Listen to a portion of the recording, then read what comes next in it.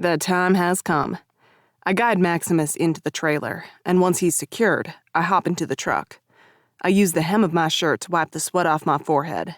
Taking a deep breath, I let it out slow and turn to my reflection in the side view mirror. I run my hands through my short, dark hair and use my shirt to wipe away the dirt on my cheek. I'm not exactly racing royalty, and I could care less if I am or not, but I'm determined to win either way. In 2 weeks, 20 of the finest horses in the world will compete in the most exciting 2 minutes in sports, the Run for the Roses, and the first chance to compete for the Triple Crown, the most elusive prize in all of horse racing. Only 13 horses have won, and when I look at Maximus Monday, I know he's the next winner. It's shortly after midnight when I pull into Churchill Downs. There are a few other trainers with the same thought as me. Right now, it's an opportune time to get our horses acclimated and settled because the next 14 days are going to be crazy.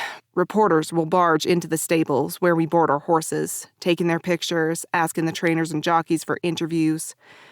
Every day from here on out will be a constant interruption. As soon as I park my truck, I'm at the back of the trailer, opening it up so I can get to Maximus. Even in the dark, I can see the majestic beauty of his black coat. The moonlight gleams through the windows of the trailer and makes his coat shine. He neighs when he sees me. In return, I rest my head against his soft muzzle. He's the most beautiful animal I have ever worked with. He's my pride and joy. And after this racing season is over, I'll have to move on from him into another colt. That's the job of a trainer. However, with Maximus, I don't want to leave him. It's the first time I've ever really gotten attached. Every trainer bonds with their horse differently. With Maximus and I, it's like we were meant to cross paths on that snowy February day 3 years ago. Trainers and jockeys are born into racing.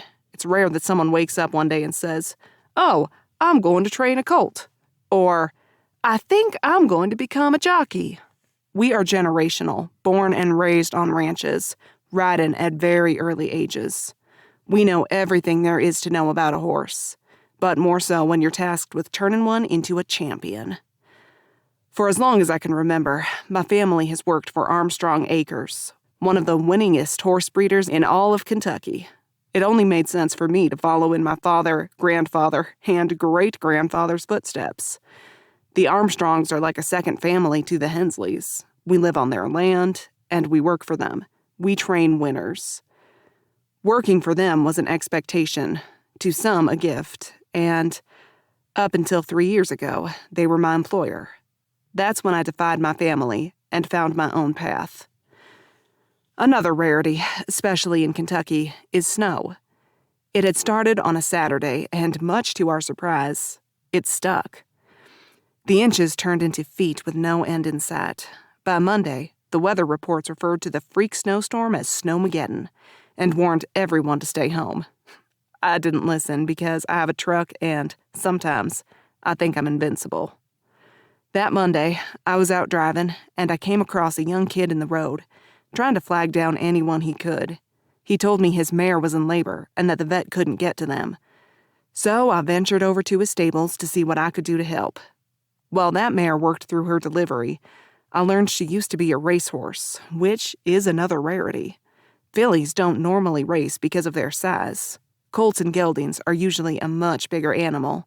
But this mare, she was a thoroughbred. She had once been a champion.